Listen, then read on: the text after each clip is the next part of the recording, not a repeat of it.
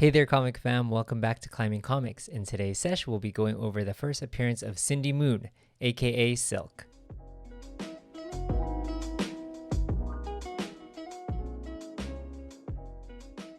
Hey there again, comic fam. Welcome back to Climbing Comics. In today's session, I wanted to go over one of the Spidey people in the Spidey universe. This time, I wanted to go over Silk. From a couple years back when Into the Spider-Verse came out, a couple of big non-Peter Parker characters became very popular. For example, Miles Morales and Spider-Gwen. But unfortunately, we did not have the opportunity to see Silk in that movie, so I wanted to go over her first appearance in comics. Cindy Moon's first partial appearance was in Amazing Spider-Man #1 in 2014. Her first full appearance was in July of 2014 in Amazing Spider-Man #4 by Dan Slott and Humberto Ramos. So the reason why I wanted to talk about her partial first appearance and her full first appearance is that the event of Amazing Spider-Man #1 in 2014 happened after the big story arc of Superior Spider-Man. In summary, Superior Spider-Man is a story arc where Doc Ock takes over the mind of Peter Parker, and his whole goal is to be a superior Spider-Man. I will not go over the ending of that story arc, but essentially how this new arc starts is when Peter Parker gets back hold of his mind. In the very first issue of Amazing Spider-Man #1, you see a flashback from 13 years ago where Peter Parker was in a museum at a science exhibit where the radioactive spider walks by and bites him. As he swats him away, the spider isn't dead. So the spider actually walks by this other person, bites their foot, and then dies. So in this first issue, you don't see who this person is. Fast forward to issue #4, you see that this is Cindy Moon. To set the scene in this new story arc, Doc Ock had created Parker Industries, where he does experiments to try to build out new suits and whatnot. Here, they're trying out a new suit to fight against Electro. While Peter Parker is figuring out how to design this suit, he gets a call on his phone from the Avengers. Right then and there, he drops everything, and then he goes to see what the fight is all about.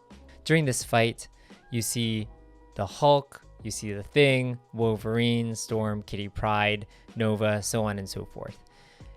While they're fighting their enemy, Peter's trying to explain to all of the Avengers that, hey, I wasn't myself for the last couple months. I was actually Doc Ock. So whatever bridges I've burned, let's try to make up. Throughout this whole thing, Wolverine's like, this is not the time nor the place. Let's talk about this later.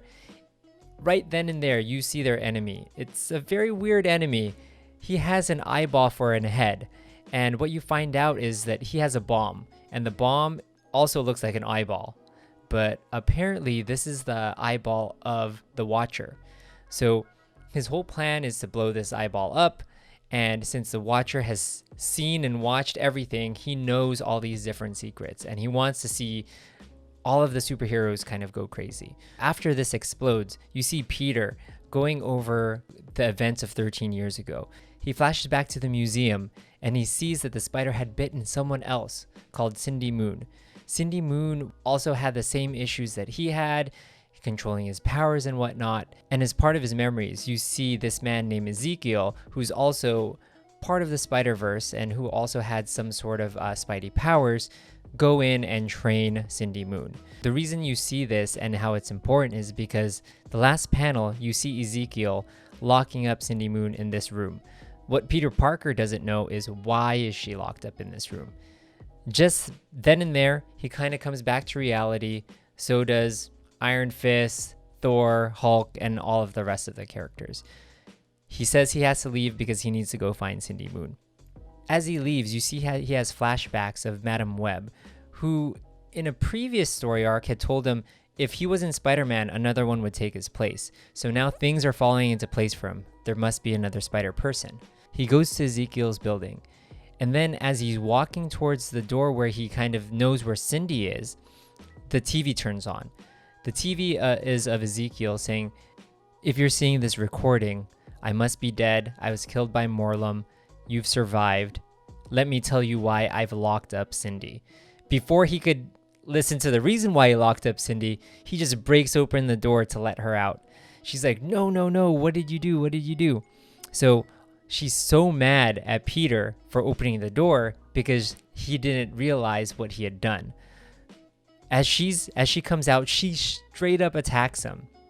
Then you see the panels cut to far, far away where Morlum is, and he smells something. He's like, what is that? That's the Spider Bride. So you find out Morlum is this person whose plan is to go around the multiverse or the Spider-Verse to kill all of the different Spidey people. Now that he is awakened because he knows that she's there. You cut back, Cindy is fighting Spider-Man. You end up finding out that she's not necessarily as strong as him, but much quicker, and her Spidey senses are much better than his. Spidey says, hey, let me tell you one thing. Don't worry, I killed Morlum. We're good. At that same time, she's like, I'm free? And then so she kind of jumps out. She's like, outside, sky, clouds, sun, hot foods on sticks. Hello, New York. As she flies through, Peter's like, hey, you can't go out in your civvies. So you got to wear a suit. And she's like, all right, I'll just take care of that. So you see she makes organic webs out of her fingertips and kind of envelops her whole body in spider webs to hide her identity. As she's about to leave, Peter's like, Cindy, I gotta tell you something. She's like, no, when I'm in my suit, you can call me Silk. It was a pretty cool scene. So as she's kind of flying around, Spidey's just trying to keep up with her, but she's way too fast for him. Where she's going is essentially her old home, where her parents were before Ezekiel kind of went to train her and took her away. Unfortunately, they're not there. So to kind of figure stuff out, Silk is asking Spidey, hey, when did you kill Morlum? How long was I in that room and I could have come out? Spidey's like, that's kind of a little difficult of a question. The first time I killed him. And she's like, the first time?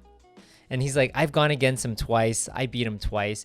But she's like, if you beat him twice, that means he could come back again. So she slaps him. She basically webs him as Spidey's flying away, trying to avoid her attacks. And you find out the tips of her webs are barbed. So he kind of gets hooked and then they're like against this wall, right? As they're continuing to fight, she grabs him by the head, about to punch him. And she's like, can't you feel it? And then you kind of see like his inner monologue saying that, oh my God, I can't resist it. My heart is pounding. My heart's racing. I've never felt like this before. And instead of punching him, she starts kissing him. They start kissing each other. And that's how this issue ends.